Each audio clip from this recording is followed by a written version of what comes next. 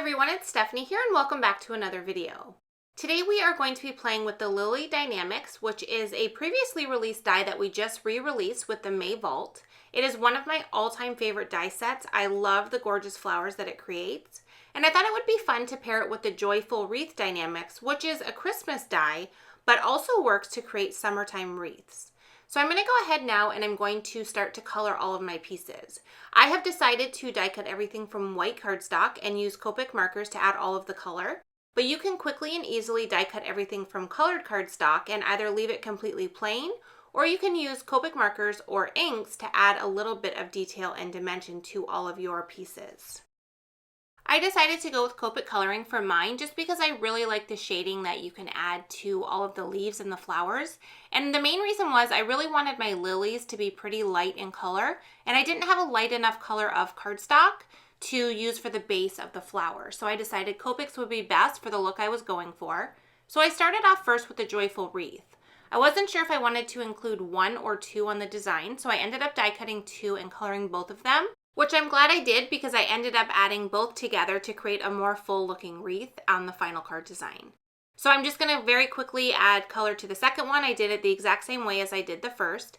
And now I'm going to get all of the pieces of the lily flower and I'm going to add them to my scratch piece of paper here. I'll flip it over so I have a nice clean white surface, and I will start adding color to each of these. This die set can definitely be overwhelming when you first look at it or die cut it because there is lots of pieces, but once you see all of the lilies created one time, you'll see how quick and easy it is to create these beautiful flowers. So I'm first going to go through and color all of the base layers of the flowers. So I'm using BV0000, which is a very light purple color. You can almost barely even see it as I'm adding the color, but I really wanted these to kind of appear white and have purple centers. I'm not even sure if there's such a thing as purple lilies, but I have been really loving purple lately, which is very funny for me since I've always struggled with using this color to create, but I have just really liked all different shades of it lately and been adding it to a lot of my card designs. So I really wanted to use it on these flowers, so I decided that even if there is no such thing, there can be in card making. So I am going to continue to add color to these just to kind of add a little bit of detail in the center areas and darken it up just to make it really appear that they are purple with white ends. So I'm kind of going up in colors. I used V22. I'm now using V25, which is kind of a dark purple color. And I'm adding just a little bit of this to the centers and then the bottom areas of the flowers that are just starting to open. And then I also use that darkest purple color to color in the very center of each of the lily flowers. For the little stamen that we're going to add, I used a very light green color. This is the lightest green that we used on the wreaths, and I added a little bit of brown detail to the ends. And then for these little green pieces that we're going to add to the flowers that are just starting to bloom, I used the two darkest green colors from the wreath. So I put the lighter color on first and just add a little bit of that darker color on the ends just to add a little bit of definition. So once we have all of the flower pieces colored, we can go ahead now and start to figure out the layout of our card design. So I have a square card panel here that measures 4 1/4 inches by 4 1/4 inches, and this is going to be the base of our card design.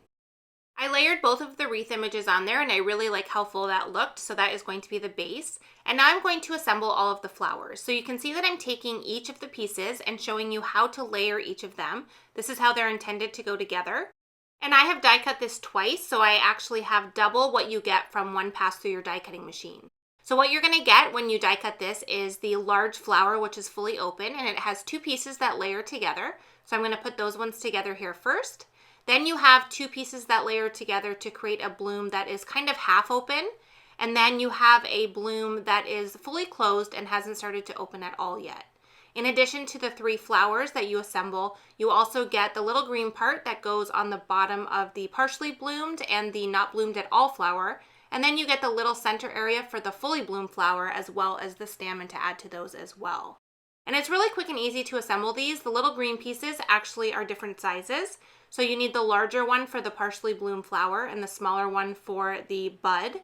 And then for the little center piece, you just kind of layer that onto the flower. And then it has kind of a straight edge on it. You'll see it here when I add it. And that's the edge that you want to layer the stamen against. So now I have all of my flower designs fully assembled, and we can add a little bit more detail to add a little bit more realism to each of these before we start to assemble our finished card. The main thing I noticed when I looked at images of lilies is that they have little dot details on their petals.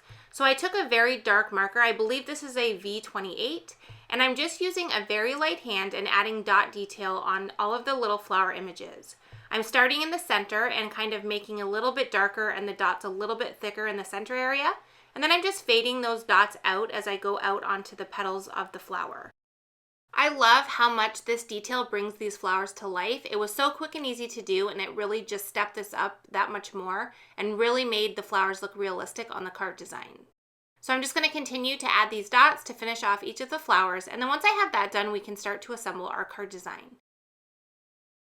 To start off, I first added some Summer Splash ink to my card panel. I wanted to add just a little bit of color, but I didn't want to have it super dark, so I just used a very light hand and added ink until I was happy with the result.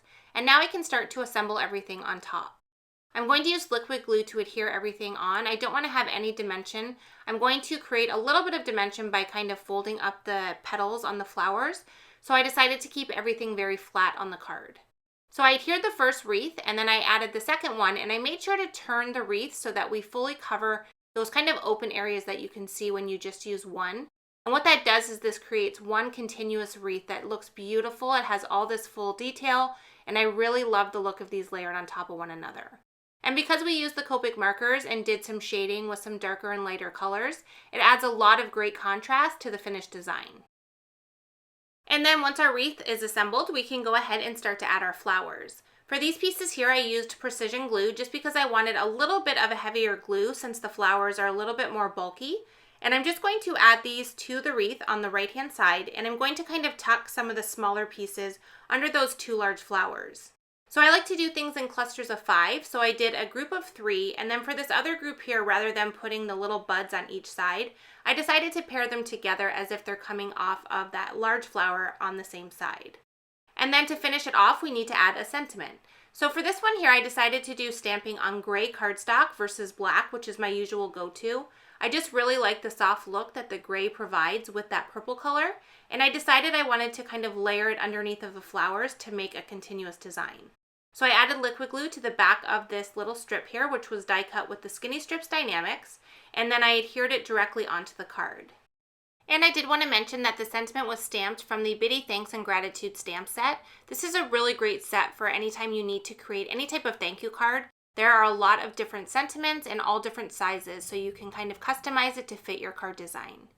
And then finally, we're going to add some finishing details to this panel. I'm going to add some clear droplets to the center area of the wreath, as well as around some of the flowers and the sentiment strip. And I'm going to adhere the panel to a Wild Wisteria card base. I really wanted to pull that purple color from the flowers, and I think this just adds to the overall soft look that we've created on this card. And then finally, I'm going to add some highlight details with a white gel pen. I'm going to add a little bit of dots as well as some lines to the leaves.